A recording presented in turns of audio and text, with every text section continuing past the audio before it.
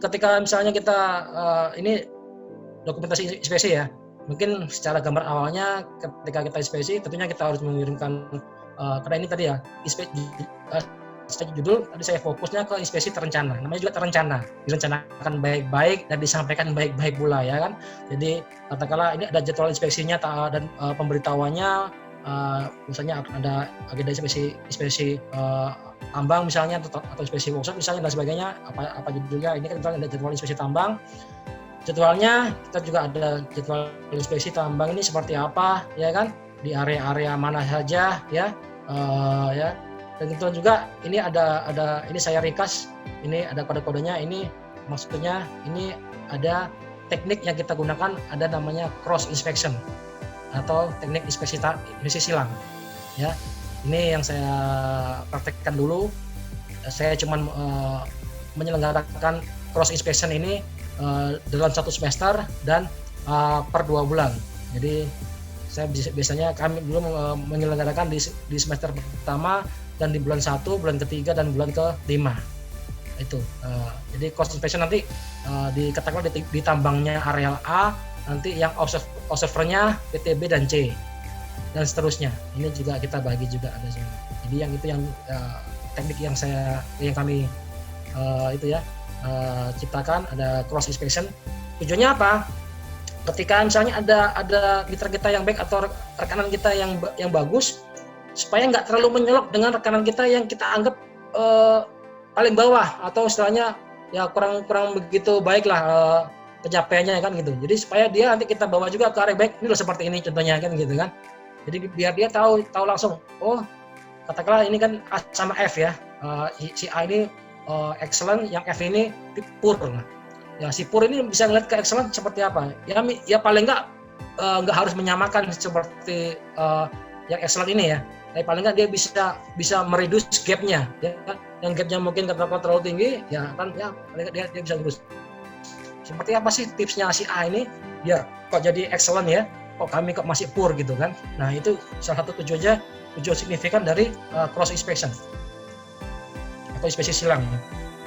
Nah mungkin katakanlah ini yang terkait dengan dokumentasi saat inspeksi ya, terkait dengan mungkin perilaku personil ya, terkait dengan tadi ya ada yang kategori APD, ini juga secara fakta nyata juga ada juga temuan APD ini berdasarkan dari Dupont ya. Dupont tadi bilang temuannya APD tadi kan. Nah, nyata masih ada personil juga yang APD juga, dan nyata ya tadi istilahnya hukum Dupont tadi masih berlaku ya. Kemudian juga selain juga temuan-temuan yang harus di follow up, ada juga temuan-temuan positive finding ya, atau temuan-temuan positif yang juga kita harus rekam ya, dan kita harus apresiasi. Contoh misalnya ini PT HIJ, tentunya semua ini ilustrasi ya, ilustrasi bukan nama sebenarnya. PT HIJ menyediakan alat khusus namanya SSL ya kan, slope stability ladder, untuk memonitor kestabilan lerengnya. Itu positif finding ya. Itu kita harus rekam juga, kita harus apresiasi. Jadi bukan cuma melulu temuan negatif saja yang kita rekam, bukan. Poin-poin yang positif ya, yang baik harus kita endorse ya. Harus kita endorse dan kita apresiasi. Ya. Itu kalau kita mau jadi inspektor yang baik ya. Gitu. Jadi kita bukan hanya bisa menyalahkan, tapi apa-apa yang baik kita harus rekam ya, dan kita harus endorse. Ya, mungkin yang lainnya juga ini juga masih ada terkait dengan loto ya, tadi juga ada di Dupont ya, terkait dengan peralatan Navazuma. Jadi ya teorinya atau hukumnya masih relevan lah ya. Ya ini saya buktikan sendiri ya, bukan katanya ya, saya buktikan sendiri secara praktis ya, gitu ya. Kemudian nah ini juga kan, kayak ini ada sudah tersedianya rambu-rambu informasi saat kegiatan perbaikan jalan. Positive finding, endorse ya, capture dan endorse ya. Terkait dengan teman-teman yang itu ya tetap ya, kita harus record finding supaya ada follow up-nya ya, atau perbaikannya tindak lanjutnya ya. Ini juga sama terkait dengan follow up-nya yang harus perlu di follow up ya.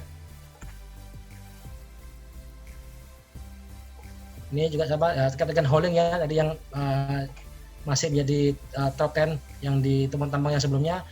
Ini kita harus sampaikan juga, kita harus rekam. uh, bisa menjadi top finding kita, ya dasarnya apa ya, makanya kita juga harus bikin record ya, record resume.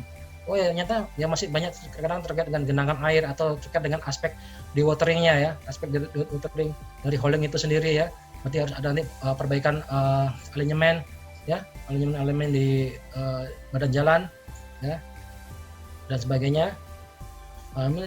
Ya, masih terdapat mungkin crack ya atau apa yang mungkin harus kita perbaiki ya, itu juga masih terkait dengan badan jalan ya. Ini juga terkait dengan loto juga, terkait dengan peralatan ya. Sama. Nah, ini juga ada positive finding juga. Ya, terdapat papan zona kritikal yang dipasang per radius 200 meter sebagai langkah pemetaan di area kritikal. Good, ya. Appreciate, endorse, ya. Bagus. Jadi tadi saya bilang ya, poin-poinnya positif, kita rekam juga, kita apresiasi, kita endorse. Ya. Ini terkait dengan dokumentasi. Ini kebetulan yang saya rekam adalah dokumentasi cross inspection ya, atau inspeksi silang ya, inspeksi silang tambang. Jadi ini ada katakan di area PTA yang ikut observer selain dari tim PTA juga ada observer dari PTB dan PTC. Ya, kita ajak supaya tadi saya bilang kita komparasi ya. Kita nggak ngomong adu jago. Saya paling jago enggak ya. Kita jadi sebaik-baik perusahaan pasti ada jeleknya atau pasti ada kekurangannya, dan itu juga sejelek-jelek suatu perusahaan atau semua pasti ada baiknya ya. Kita harus rekam itu ya. Jadi itu yang prinsipnya, dan saya sudah membuktikan sendiri ya. Sebagus-bagusnya perusahaan pasti ada minusnya, dan sejelek-jelek perusahaan itu ada bagusnya. Itu yang kita harus combine. Ini juga sama di mining cross inspection ya. Jadi ya kerjaannya tuh kalau di inspeksi itu asik lah ya. Jadi sambil kita jalan-jalan dibayar ya, bahasanya gitu ya. Jadi cukup mengasihkan. Jadi ya mungkin demikian dari penyampaian saya malam ini ya. Mohon maaf kalau ada yang kurang berkenan atau mungkin ada yang belum saya utarakan di sini. Nanti kita bisa bahas mungkin dari sesi tanya jawab atau mungkin dari sesi di luar momen ini. Insya Allah saya siap untuk berbagi ya. Terima kasih, Kamsahamnida. Assalamualaikum warahmatullahi wabarakatuh. Saya kembalikan ke moderator Pak Robi. Waalaikumsalam warahmatullahi wabarakatuh. Pak Belfas, wah luar biasa ya materinya yang sudah disampaikan, mulai dari kayak izin minum dulu ya. Boleh, silakan. Vilfredo ya Pak ya, Vilfredo Pareto ya. Dan sampai ada endorse-nya juga. Wah, ini harus diingat baik-baik ya. Jadi saya melihat si Vilfredo Pareto ini mengatakan dengan 20% usaha akan menghasilkan 80% kesuksesan ya. Begitu ya Pak Belfas ya. Jadi inspeksi jadi bisa dikatakan beberapa persen dari 20% usaha yang diharapkan untuk mencapai 80% kesuksesan. Jadi mudah-mudahan dengan materi Pak Belfas ini inspeksi di bidang pertambangan bisa kita terapkan agar kesuksesan itu bisa tercapai buat perusahaan kita masing-masing, khususnya di dunia pertambangan. Ya, oke, kita langsung saja nih teman-teman yang mau bertanya mengenai materi malam hari ini. Wah, sayang sekali nih kalau tidak ada pertanyaan nih, karena jarang-jarang nih kita mendapatkan materi yang komplit ya. Seperti ini. Baik, kalau ada yang mau bertanya silahkan di unmute. Mungkin dari Pak Jeffrey, wah ini kita kedatangan tamu yang luar biasa ini. Pak Jeffrey ini next kita undang jadi pemateri ya Pak Jeffrey ya. Terima kasih undangannya. Itu sepertinya teman kita ada bertanya lewat apa? Tulisan itu. Wah, oke kita cek dulu. Itu.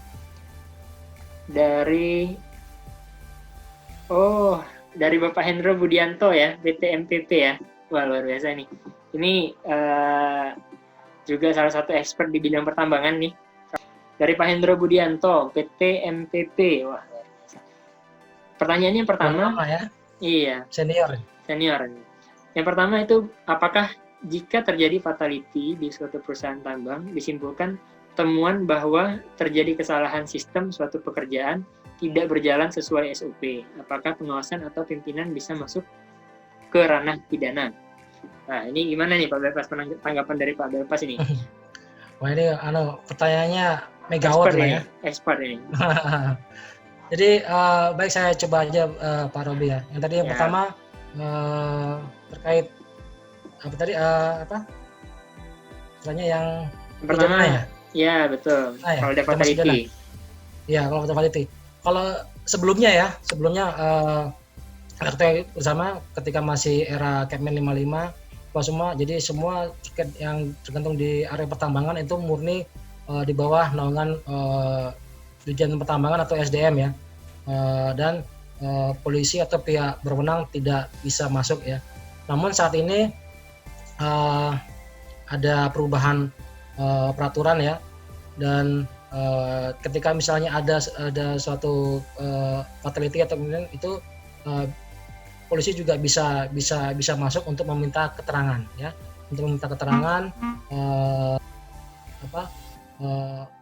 mengenai kronologis atau mungkin istilahnya sebab terjadinya kecelakaan meninggal dunia itu terkait dengan apa. Namun biasanya sebelumnya tetap dari pihak SDM itu datang melakukan investigasi, kemudian hasil investigasi dari tim Mister Tambang ini itu bisa dijadikan berita acara terkait berita acara BAP ya, berita acara penyidikan untuk ke pihak kepolisian. Setahu saya seperti itu Pak Robi. Baik, saya pikir kita pikir sudah terjawab pertanyaannya. Ini ada satu pertanyaan lagi Pak dari teman kita, dari Mbak Safira Rezalia ya. Oke. Pertanyaannya, permisi nih Pak Belpas, mohon izin bertanya terkait bagaimana bentuk apresiasi temuan yang positif yang bisa kita berikan sebagai safety di owner kepada mitra kerja, lebih ke arah implementasinya yang saya maksud katanya. Seperti itu Pak. Nah, gimana sih apresiasinya Pak, seperti apa? Oke, baik, terima kasih. Nanti apresiasi juga ini opsional ya, ini opsional. Ini juga berdasarkan kemampuan dari perusahaan masing-masing ya. Saya ada itu. Cuman ada juga nanti kalau saya pengalaman pribadi saya, ketika misalnya nanti kan di kita ini ada momen meeting evaluasi ya, Mbak siapa ya, Mbak Safira atau siapa ya, nanti ada momen evaluasi. Di situ kita endorse ya, kita sampaikan. Mari saya bilang, kita sampaikan misalnya di PTN ini bagus, ini loh yang bagus di sini, bagus di situ ya kan, gitu. Kita apresiasi apa semua. Kita juga nanti rekam ke kita di kebetulan di area Kideku ini ada sistem penilaian ya, SMMK3L. Nah, kita juga bisa masukkan ke poin-poin hal yang positif itu supaya nanti dia ada achievement ke peringkat-peringkat istilahnya secara trofinya itu ya. Kita juga ada piala bergilir juga terkait dengan pencapaian K3 yang terbaik siapa apa semua. Nah, salah satunya itu poin-poin inspeksi itu masuk di situ ya, bisa kita masukkan. Kemudian apalagi ya, banyak ya terkait dengan mungkin ketika di meeting juga kita sampaikan langsung, kita endorse langsung ya. Jadi tidak melulu atau mungkin kalau ada yang punya lebih kita kasih hal terkait dengan materi bisa. Contohnya kita pakai dengan flag ya. Misalnya kalau ada hal-hal yang bagus apa semua kita kasih flag ya kan, golden flag ya kan, atau mungkin green flag. Sampai mungkin kalau yang area-area yang kurang bagus atau yang cenderung parah atau apa untuk pur, kita kasih black flag. Itu juga bisa ya, banyak trik tipsnya yang bisa kita lakukan ya untuk itu. Jadi tergantung perusahaannya ya, mau memberikan reward seperti apa, apresiasi seperti apa, di mana diharapkan ya memang tidak memberatkan perusahaan tersebut, seperti itu. Ya mungkin ada sudah terjawab ya Mbak Safira Vivian. Baik. Nah, mungkin teman-teman di sini ada lagi yang mau ditanyakan? Boleh dari Mbak Jatmi Puspita Januarti ya. Boleh bertanya langsung. Silahkan langsung. Mungkin langsung aja di open. Mbak Pita. Kalau Belpas biar bisa di exit dulu. Full screen ya. Iya, jadi teman-teman bisa kelihatan. Sebentar, ini exit gimana ya? Stop share ya, berarti ya? Share, betul. Oke. Sebenarnya Mas Robi ada pertanyaan yang di atas belum dijawab itu. Nanti belum dijawab. Sebentar, kita review lagi mungkin satu pertanyaan dulu dari Mbak Jatmi Puspita. Tadi kita sudah sebutkan Pak Jeffrey. Mungkin nanti kita review setelah Mbak Jatmi ya. Ya, silakan. Pak Berpas, pertanyaannya dari Mbak Jatmi Puspita, dari mahasiswa K3 nih, mahasiswa nih. Oke, Mbak Bita ya. Iya. Jadi ini menarik nih. Ini ini sebenarnya ini smart question ya. Ini yang saya harapkan dari mahasiswa K3 lah ya. Ya, quality question lah ya. Jadi apa yang harus dilakukan dan dievaluasi oleh safety inspector ketika menemui perusahaan di mana temuan sedikit tapi angka kecelakaannya tinggi, ya. Tadi saya sampaikan kebetulan hal yang data yang saya tampilkan ini kebetulan linear ya, tapi ada juga itu juga tidak linear, ya. Cuman harusnya ketika misalnya tidak berbanding istilahnya atau berbanding terbalik, ya, tidak linear, pasti ada sesuatu yang kurang atau yang ada gapnya ya. Nah untuk itu kita telah lagi di poin-poin spesifik kita ya, tingkat kekerapan kita bagaimana di area-area kritis kita ya kan, dan kita juga melihat juga data statistik juga ya, maksudnya angka statistik kecelakaan ini dia kecenderungannya di mana. Nanti kita harus rubah pola inspeksi kita atau objek inspeksi kita berdasarkan angka atau top insiden ya. Misalnya top insiden kita lebih ke unit ya kan, kecelakaan unit terus, atau mungkin inspeksi kita nyata top insidennya di area Wesdam misalnya ya, di area Wesdam, di area dampingan ya. Kita bisa lebih fokuskan ke situ ya. Tadi ya kita kembali lagi, kita pakai ke prinsip atau hukum Pareto ya. Kita kembali ke hukum Pareto, hukum 80-20 Mbak Pita ya. Ya. Jadi kita juga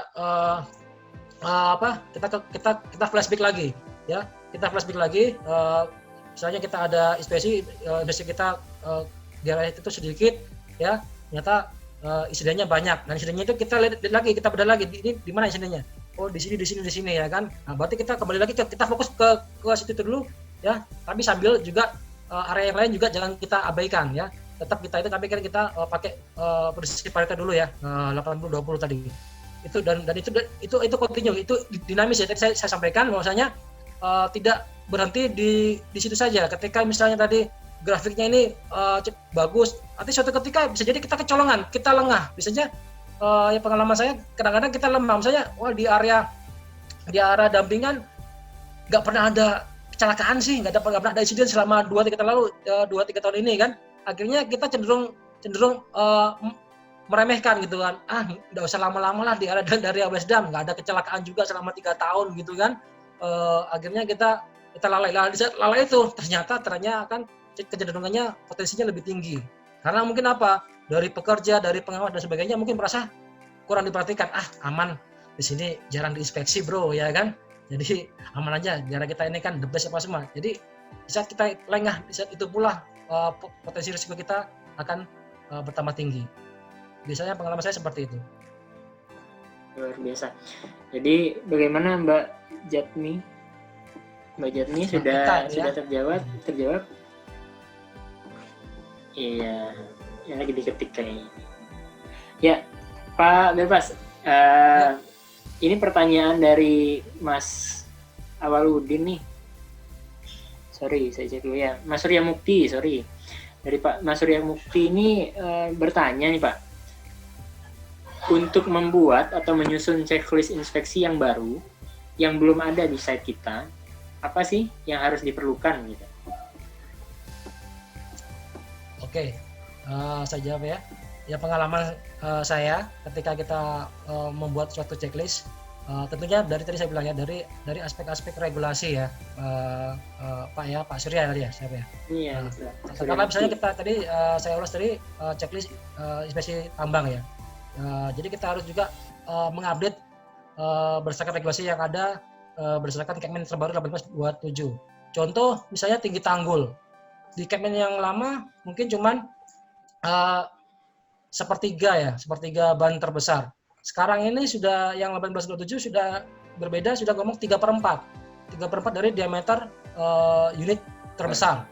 Itu salah satu contoh aja ya, salah satu contoh. Ya, jadi kemudian juga di aspek jalan holding ini yang berdasarkan peraturan terbaru Kepmen 1827 itu mengharuskan adanya median jalan ya, dan yang di sebelumnya tidak diwajibkan ya gitu. Jadi kita harus tahu rule-nya nih ya kan gitu loh. Jadi saya bilang ya, kita harus tahu regulasi, kita harus tahu update regulasi yang terbaru seperti apa, dan kita harus rekam di situ di checklist. Dari poin-poin yang krusial, kita mulai dari poin-poin yang krusial dulu. Ya, betul. Satu contoh ya, banyak yang lain lah ya kita. Jadi kita harus Terus mungkin bikin juga, level ya Pak ya.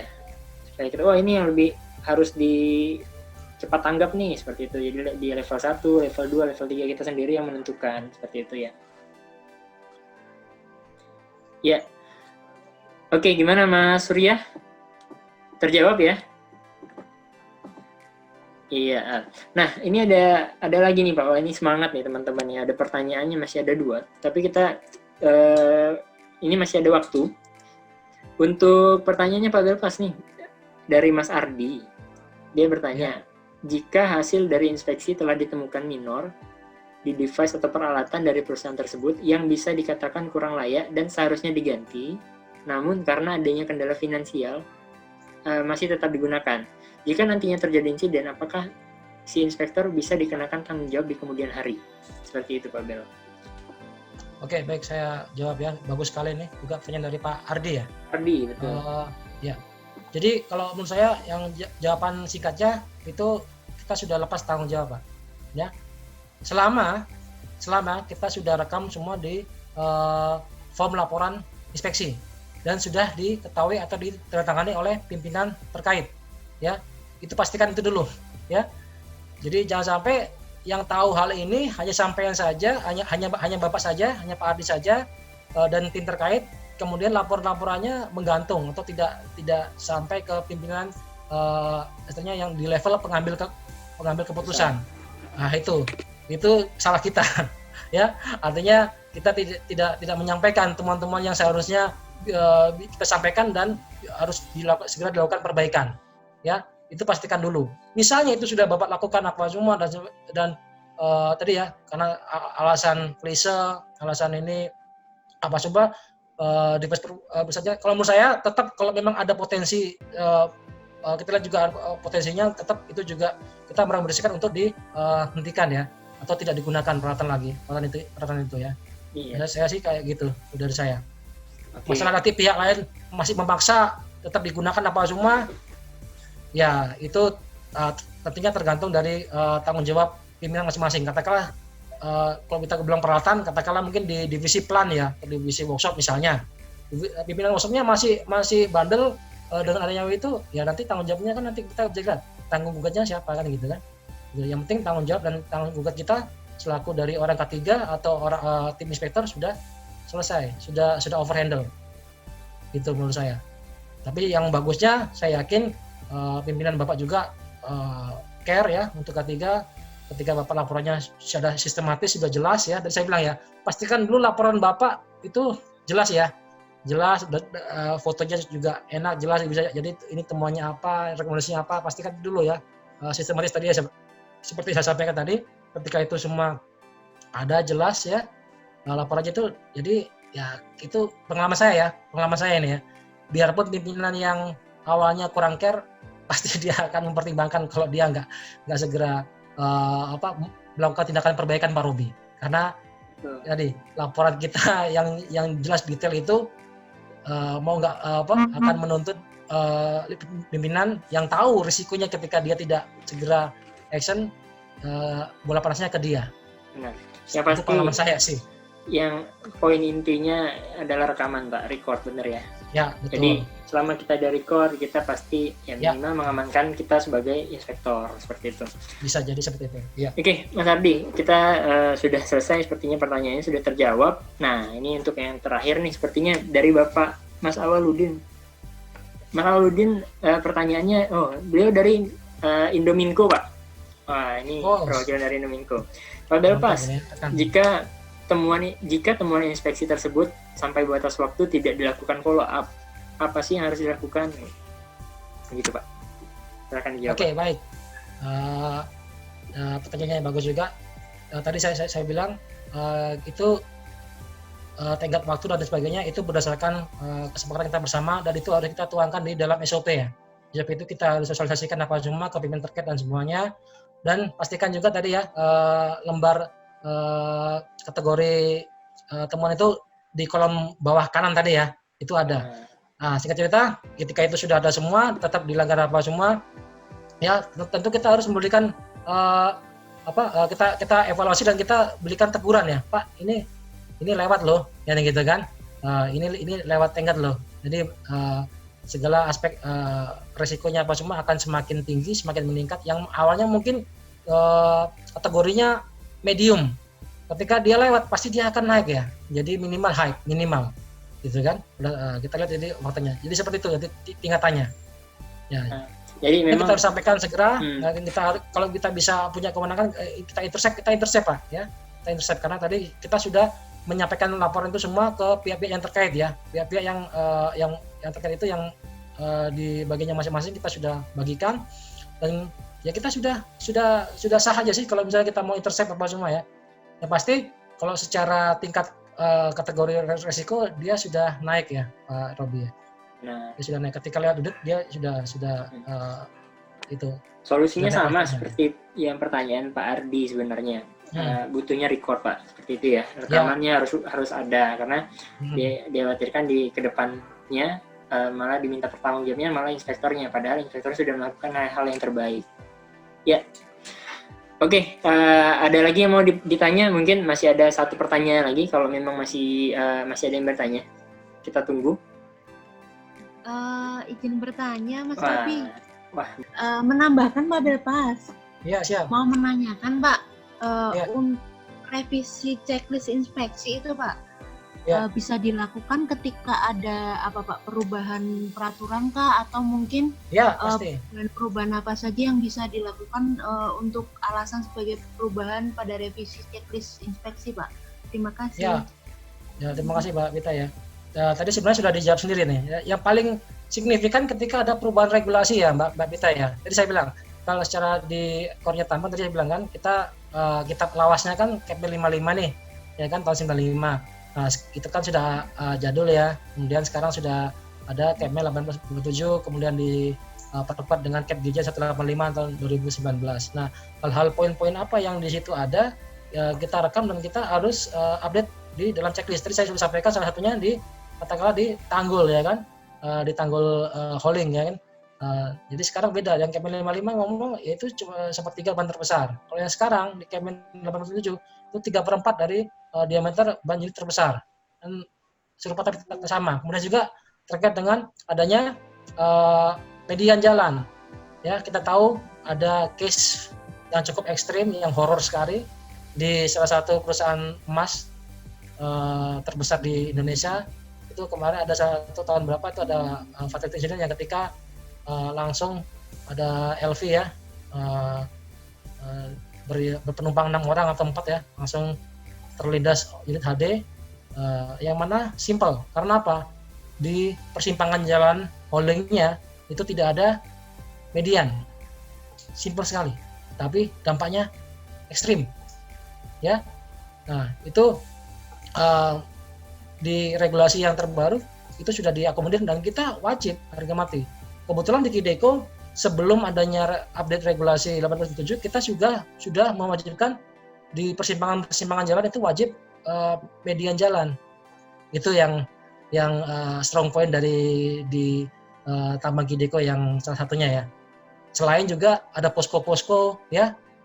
Mungkin Mbak Pita kemarin sudah di Kideko ya kan, bisa melihat di setiap kali persimpangan di pit ya, di area Tambang Kideko ya, kayak di kota ya, ada traffic light-nya ya, kayak di kota ya Mbak Vita ya, sudah dilihat sendiri. Itu juga sebelum diakomodir dari Kepmen terbaru kita sudah sudah menerapkan. Nah di Kepmen ini dipertegas harus ada sistem rambu atau penanda yang di tiap persimpangan. Nah, tapi di Kideko sudah ya. Jadi selain posko, sebelum di posko kan ada safety bomb ya, atau kalau kita bilang itu polisi tidur lah ya, kalau bahasa awamnya kan ada polisi tidur ya. Jadi safety bomb itu kita juga sudah wajib ya, 50 meter sebelum persimpangan ya, dan sebagainya ya. Itu. Iya, gimana Mbak Pita? Terjawab ya? Ada lagi? Itu Pak nambahin, apakah untuk dalam checklist itu kita kan di perusahaan pasti ada standar tersendiri untuk keselamatan, Pak. Untuk di dalam checklist itu apakah bisa disesuaikan dengan standarnya perusahaan atau saklek sama peraturan yang berlaku saja, Pak? Oke, baik. Selama standar perusahaan itu tidak melanggar atau tidak di bawah ketentuan dari regulasi, sah-sah saja.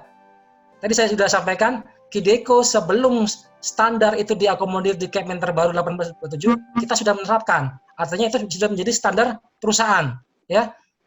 Yang dimana standar perusahaan ini ternyata lebih tinggi daripada standar regulasi yang ada. Bagus, is okay, ya. Tapi jangan kebalikannya. Di standar regulasi minimal requirement-nya itu diminta 5, gampangnya kita ngomong secara gampangnya 5, kita di checklist-nya kita cuma ngomong 3 cukup, nggak bisa, ya. Kalau KIDECO kan kebalik, ya. Jadi di standar regulasinya yang lama sebelumnya hanya minta 3, tapi KIDECO kasih 5 ini, minimal 5 kita, atau bahkan ekstrimnya lebih, KIDECO mungkin minta 6 dari minimal 3. Is okay, ya. Itu dari saya. Iya. Baik, Pak. Terima kasih, Pak Belfast. Ya, terima kasih Mbak Vita sudah meluangkan pertanyaan lah, memberikan pertanyaan yang berkualitas. Baik, Pak, ini luar biasa nih. Ada Pak Denny Rianto nih. Ada Pak Denny nih, luar biasa ini senior kita ini. Waalaikumsalam warahmatullahi wabarakatuh. Mohon maaf nih, baru pulang Jumatan, sholat Isya. Siap, Bang Denny. Selamat datang, Pak. Belfast, saya boleh sharing ya? Boleh sharing nih. Monggo, Pak. Boleh, Pak Denny, silakan Pak Denny. Ceritanya tadi benar itu apa yang kata Pak Belfast. Dulu saya safety inspector dulu di perusahaan itu tadi yang Pak Belfast bilang di tambang terbuka yang kasus 6 orang kelindes itu ya. Jadi pada saat itu sih memang betul apa yang dikatakan Pak Belfast. Dalam rancangan atau desain jalan itu, kedengaran nggak suara saya ya Pak Belfast? Kedengaran, Jelas, Pak. Jelas. Jelas ya. Memang, jadi seperti yang Ibu siapa tadi tanya? Ibu Pita. Ibu Pita, apa yang dikatakan Pak Belfast itu benar. Jadi khususnya dalam checklist, KIDECO kita boleh menambahkan asalkan minimum requirement yang ada di peraturan, kalau dulu kan Kepmen 55 ya. Ya. Itu kita sudah terakomodir. Kalau ada hal khusus yang di luar itu ditambahkan, asalkan untuk meningkatkan pencegahan kecelakaan, itu lebih baik tidak apa-apa. Yang penting kita mengerti dan bisa juga istilahnya kita mendampingi kalau kita memang melakukan inspeksi bersama dengan supervisor lapangan. Karena itu justru akan memperbaiki tingkat keselamatan kerja kita. Nah, terkait dengan masalah jalan ini sebetulnya memang peranan safety engineering sebetulnya perlu dilakukan sebelum desain itu jalan itu dilakukan. Karena pengalaman saya alami untuk daerah tambang, salah satu contoh dulu tempat saya bekerja, itu tidak memungkinkan untuk lebar jalan itu adalah 3,5 kali, 2,5 kali ya. Saya lupa lebar jalan minimum persyaratan. Sehingga tidak bisa untuk dibuat sesuai ideal yang dicanangkan pada peraturan kita. Oleh karena itu, ketika kita menetapkan ada pengecualian pada kondisi jalan, misalnya lebarnya tidak bisa terpenuhi sesuai dengan persyaratan 2 kendaraan bisa aman untuk melakukan 2 arah, kita tentu melakukan kajian dulu, kemudian kita bersurat kepada SDM, di mana kita memohonkan adanya bukan pengecualian ya, mungkin kebijakan, asalkan kemudian kita juga mencantumkan apa sih tindakan antisipasi kita pada kondisi jalan yang sudah tidak bisa diperlebar lagi untuk lebar ideal. Nah, di situ ya misalkan bisa saja kita langkahnya menyampaikan, kita menyatakan membuat rambu prioritas jalan misalkan yang ke arah utara lebih dahulu dibandingkan ke wilayah selatan, kemudian apakah dipasang dengan lampu signal atau misalkan ada spotter. Terkait dengan pertanyaan dari Bu Ita tadi ya, bahwa untuk checklist yang dimiliki oleh suatu perusahaan boleh saja menambahkan dari checklist yang ditetapkan oleh peraturan, asalkan itu untuk meningkatkan pencegahan kecelakaan atau meningkatkan kinerja dari keselamatan. Kemudian terkait dengan misalkan desain jalan, ada kalanya kita tidak dapat menerapkan peraturan lebar jalan, misalnya ideal adalah berapa 2,5 kali atau tiga kali ya, 3,5 ya. 3,5 Pak. Pada kondisi tertentu, di mana lebar dari lereng itu, lebar dari jalan itu tidak bisa memenuhi. Oleh karena itu, mungkin pada kondisi tertentu kita bisa mengajukan surat permohonan pengecualian kepada SDM. Kemudian kita juga menyampaikan apa sih tindakan pencegahan kita. Misalkan dipasang lampu lalu lintas, lampu merah hijau itu, kemudian apakah dikasih rambu prioritas jalan, kemudian apakah ada spotter. Jadi pada hal tertentu memang kita perlu menambahkan tindakan pencegahan tambahan. Tapi secara umum memang apa yang dikatakan Pak Bilfas itu benar, memang lebar harus sesuai dengan peraturan, kemudian di berm juga tanggul itu harus sesuai dengan standar yang diberikan. Prinsipnya sebetulnya pada pelaksanaan inspeksi itu adalah dokumentasi. Kan dalam OSAS kita, ya baik yang kemarin 18.001 maupun yang sekarang terakhir 45.001, yakin ada satu klausul yang masalah dokumentasi. Itu adalah maksudnya adalah untuk recording. Nah, saya dengar tadi kalau misalkan tidak ada yang tindak lanjut. Sebetulnya dalam proses tindak lanjut dari suatu temuan, di dalam suatu sistem organisasi itu ada tahapan-tahapan, baik dari tingkat perusahaan, kemudian tingkat divisi, kemudian tingkat departemen. Ketika suatu temuan misalkan tidak lanjut, kita tentu sudah memiliki dokumentasi. Pada tingkat bawah, apabila itu berjalan terus tidak lanjut, kita dapat naikkan ke level berikutnya, misalkan ke tingkat divisi. Dan kewajiban daripada pemimpin daripada suatu, atau kita sebut P2K3 kalau dalam ini ya, Depnaker, itu bertanggung jawab untuk memastikan semua teman-teman inspeksi itu di bawah tanggung jawabnya adalah resolve itu telah dilaksanakan tindak lanjut. Jadi sebetulnya ada tahapan-tahapan kita. Kalau misalkan tindakan lanjut itu tidak ada. Saya kira itu aja sih yang ingin saya tambahkan, sekedar berbagi yang pernah saya alami. Silahkan Pak Belfast, terima kasih. Ya, terima kasih Pak Denny. Cukup jelas ya. Saya pikir penjelasan dari Pak Denny ya. Terima kasih Pak. Terima kasih Pak Denny sudah menyampaikan experience ya Pak Denny ya. Experience dan knowledge ya. Ini mahal ya. Knowledge dan know-how ini ya. Ya, mudah-mudahan intinya apapun kegiatan pertambangan yang kita lakukan, mudah-mudahan dihindari dari kejadian-kejadian yang tidak diinginkan, baik itu near miss, bahkan accident sekalipun. Ya, teman-teman, sudah cukup panjang kegiatan kita malam hari ini, kira-kira sudah hampir 1,5 jam. Ya, ada penutup dari Pak Belfast? Tentunya segala sesuatu itu pasti harus ada kita dasarnya ya. Jadi dan juga ada kompetensinya. Sesuatu setiap orang yang ahli itu juga berawal dari pemula ya. Jangan takut untuk terus mencoba dan untuk meningkatkan diri ya, baik itu secara pengetahuan dan tentunya keterampilan.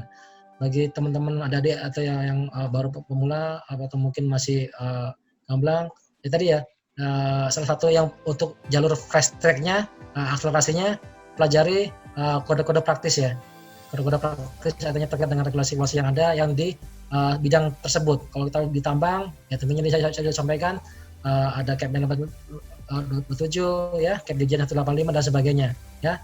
Yang lebih simpel lagi kita intip checklist atau BI ya, atau work instruction dari perusahaan itu sendiri untuk jalur fast track-nya. Jadi itu nanti akan mempercepat kita memahami suatu area atau suatu pekerjaan ya. Poinnya di situ.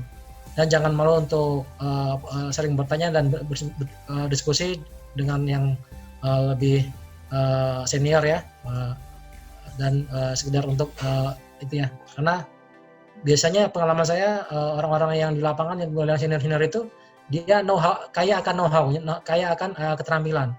Meskipun katakanlah di basic pengetahuannya mungkin lebih minim dari kita, tapi secara pengayaan materinya itu lebih kaya daripada mungkin kita yang mungkin berbasis pendidikan lebih tinggi ya gitu. Jadi itu sebenarnya ilmu best practice yang mahal ya. Itu juga jangan dilupakan ya. Itu aja dari saya. Terima kasih. Biasa. Mudah-mudahan jadi bekal kita buat di dunia tambang, di dunia kerja, dan bukan hanya di dunia kerja ya Pak Bypass, ya mudah-mudahan bisa diaplikasikan di dunia sehari-hari ya. Sungguh luar biasa materi malam hari ini. Yang pasti teman-teman tetap pantengin meeting bareng Robi. Tema yang kita usung itu ada 3. Pertama itu mengenai bisnis ya. Boleh teman-teman yang suka bisnis nanti siapa tahu ada materi bisnis bisa ikut ya. Kemudian yang kedua materi edukasi ya. Seperti ini adalah edukasi, baik itu inspeksi atau nanti materi-materi lainnya. Dan yang ketiga teknologi. Entah itu nanti dunia ketenaga listrikan, entah itu nanti dunia IT, kita akan kita siapkan pemateri-pemateri yang handal yang bisa memberikan tambahan edukasi dan teknologi pengetahuan kepada teman-teman. Ya, di situ ada Instagram ya, ada channel YouTube-nya. Oke teman-teman, itu saja dari saya, meeting bareng Robi. Terima kasih banyak. Assalamualaikum warahmatullahi wabarakatuh. Selamat malam.